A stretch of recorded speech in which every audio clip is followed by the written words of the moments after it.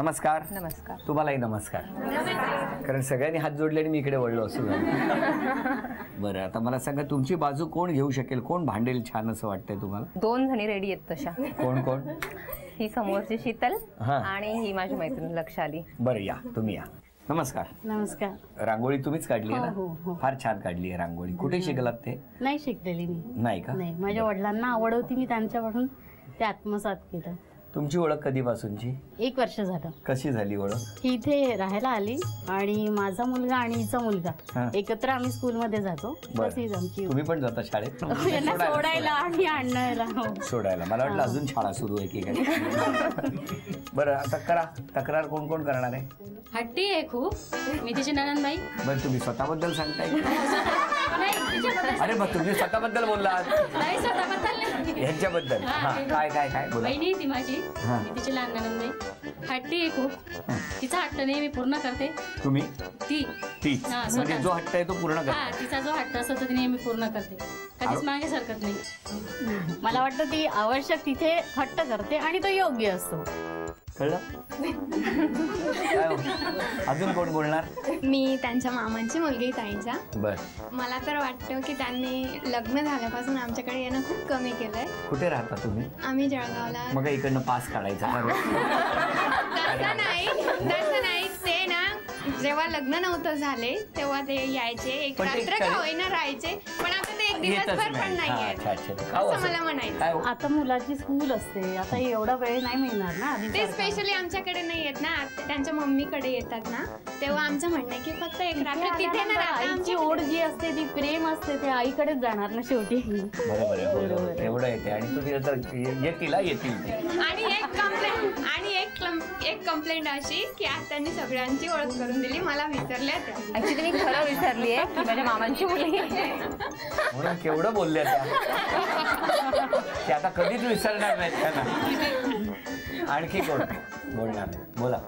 मी तिची मैत्रीण आहे. 2 वर्षापासून आमच्या दोघींची ओळख आहे आणि ती खरंच खूप छान मैत्रीण आहे माझी. आणि ह्या डिफिकल्ट सिच्युएशनमध्ये पण ती माझी एवढी हेल्प करते.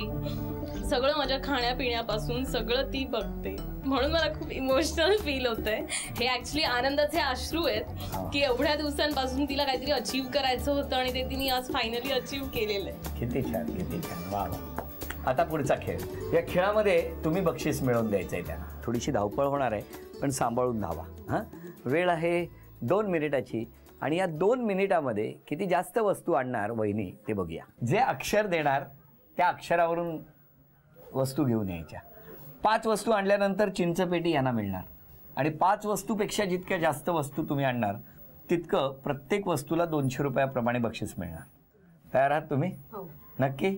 चेहऱ्यावरती फारच टेन्शन मला सगळ्या वस्तू आता यांच्या घरात कुठे शोधायच्या असं. तीच तर गंमत आहे आणि तोच तर खेळ आहे. आणि अक्षर आहे स. वेळ सुरू. सुरी, सफरचंद. साखरेचा डबा ह्या साईडला. सांशी,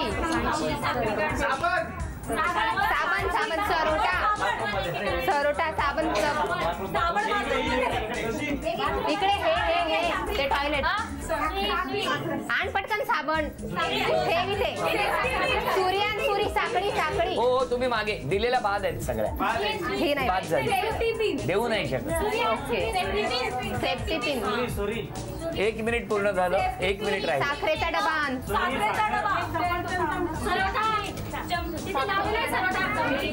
सरोटा लावलेला तो. भाकरी.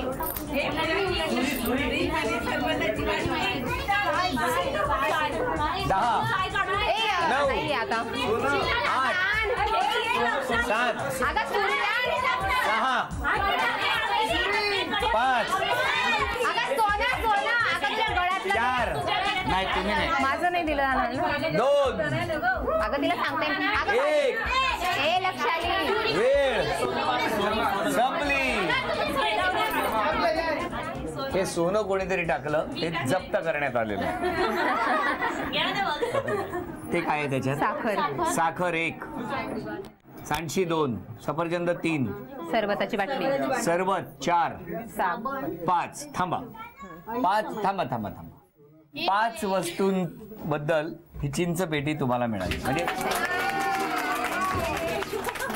आता ते काय आहे, त्याला निरांजन म्हणतात माऊली. कशालाही काही सांगतात मला.